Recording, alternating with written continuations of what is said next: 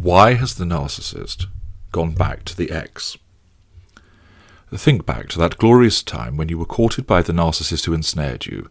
Amidst the delight and excitement of that powerful and dizzying seduction, there is a good chance that mention was made of his or her ex. That person was the devil incarnate, weren't they?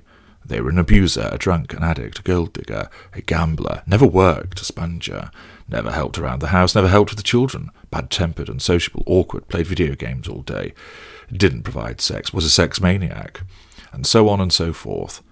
No doubt your narcissist ex was one or more of those things. They were smeared to you from the off. He is just plain evil. She is utterly batshit crazy. You won't want to meet her. She's a complete Fruit Loop. He's violent and nasty, charming on the outside, but horrible on the inside. 100 different ways to ensure that you thought ill of the predecessor ex and more highly of us. Praise for having broken free, sympathy for what we endured, encouragement for being with you. The fuel flowed, and as we recounted tale after tale of terrible treatment, all of this was told after we had jettisoned this person, as we embedded you into our world. It may even have been the case that you commenced an affair with us. We admitted we were married, lived with somebody, or that we were in a relationship, but a combination of our charismatic magnetism and the tales of woe about how our partner was horrible and abusive meant that you saw somebody wonderful in need of your love, and you felt no real concerns at interfering in our relationship. After all, how many times did we tell you that we never had sex with them anymore, that we did not even share a bed, how we were only together for the sake of the children, and yet more reasons that are given to entice and reassure you that it is you that we want. We may well have even left our partner to be with you. You triumphed. Good overcame evil, as you ensured that we had the support, courage, and determination to escape their horrible treatment of us. You had us to yourself, and the golden period could truly commence. Sometime later, it may be weeks, it may be months, and possibly even years, something strange happened. We went back to the ex. You were unceremoniously dropped, and we returned to the arms of the ex-partner once again. How could this be so? How could we return to someone described as so horrible, so abusive, so evil? How could we go back to this person about whom we had told you so many stories of their abusive behaviour and ugly character? How could we return after you rescued us from them? How could we do this after everything you have done for us? Whereas the ex was horrible, you were delightful. The ex did not care, you never stopped caring. And where the ex was cruel, you were wonderful. You helped us through the separation, and you shielded us when the savage ex came after us, blaming you for breaking a happy marriage up. You heard their protestations that you turned their partner's head, whispered lies about them so as to turn their partner against this ex. You remember how astonished you were at the time that somebody would have the audacity to behave in such an abusive manner and then accuse you of doing the things that they engaged in. This ex was just as we described, wasn't she? Manipulative, vicious, and blaming everybody else but herself. Just as we had warned you, she behaved exactly to type. She even accused us of certain things, but you did not believe them because we had already forewarned you that this was something she would do.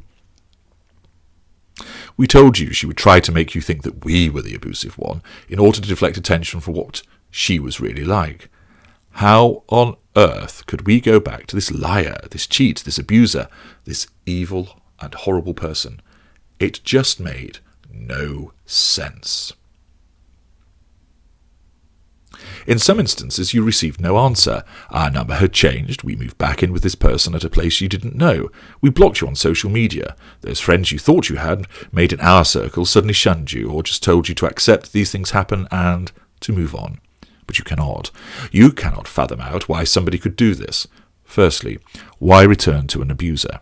Secondly, why drop someone wonderful like you, who had professed a real and perfect love for? Nothing made sense anymore. You might have been able to confront us to try and find out why on earth we have behaved in this way. You may have been given a sole opportunity to state your case and to find out why we have done this and left you devastated. You will have been told such things as, "I knew that I really did love them. You helped me realise that, and for that you have my gratitude.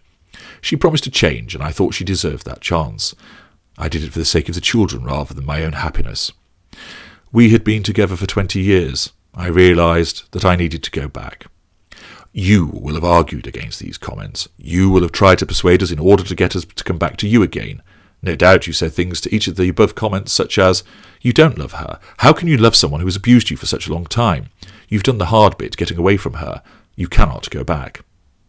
She won't change. Why would she? You said it yourself. She has promised this before and nothing has happened. If you did the right thing for your children, you would not expose them to such a toxic atmosphere as the one you described between you and her. She has you under complete control. You don't know anything other than her abusive ways and you have accepted them. You don't have to do that. I can help you." Your desperate and well-intentioned pleas and reasoning failed. The reason why is because when we said each of the comments above, this is what we really meant.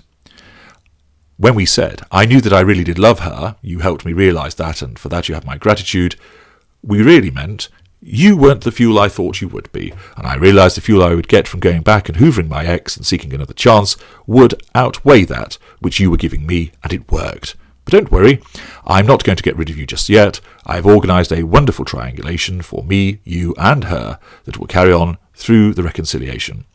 It will be like we are having an affair, or having an affair again. How exciting, how fuel-laden." Where we said she promised to change and I thought that she deserved that chance, what we actually meant was, I promised to change, that hoovered her back in, it always does, and she fell for it, and that fuel is better than yours.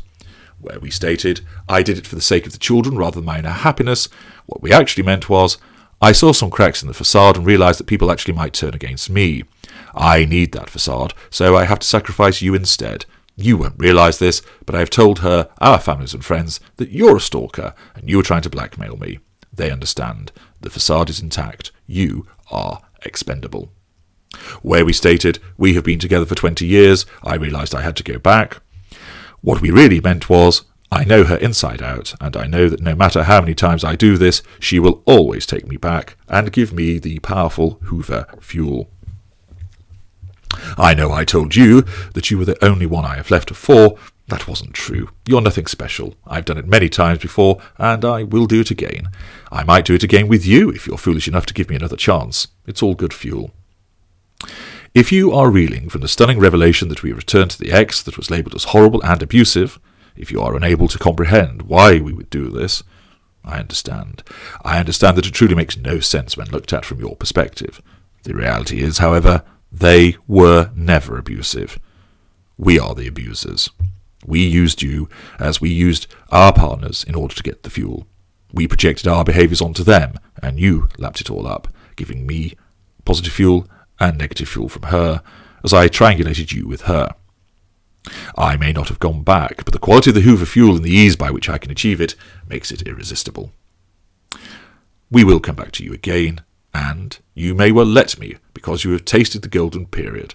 You still believe that she is the bitch, and the two of you will fight over us, blaming one another, rather than realise that we are to blame.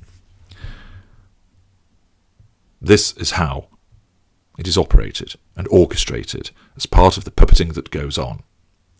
And now you know why the narcissist returns to the ex, you can avoid being drawn into such a triangulation.